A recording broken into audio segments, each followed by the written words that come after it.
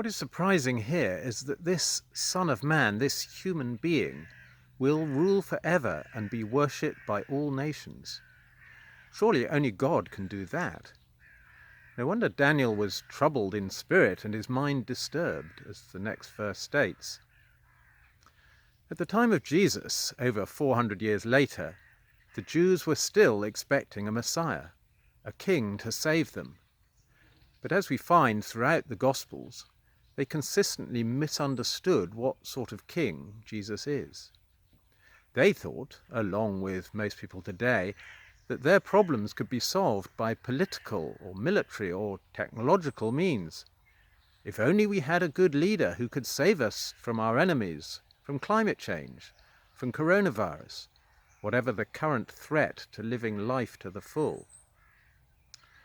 But Jesus is not that kind of ruler, because he knows that the world's problems run much deeper, and the solution is much harder than any earthly king can achieve.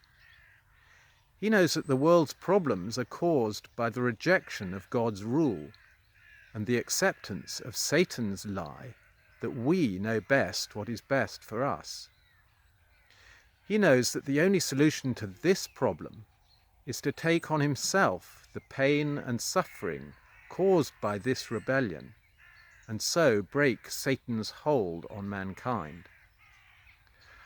So throughout his ministry, Jesus is headed towards the cross, knowing that he is God's chosen king, as he confirms when asked directly by the high priest.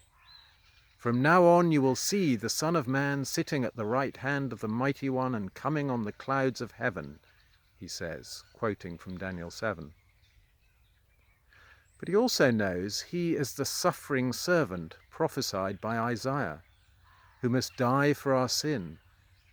So when he is brought before Pilate, he is at pains to point out that he is not the sort of king that Pilate or the Pharisees imagine, but he is a king of all who belong to the truth and listen to him. So let's listen as Mary reads from John 18, where the ruler who is only interested in saving himself questions the king who is only interested in saving everyone but himself.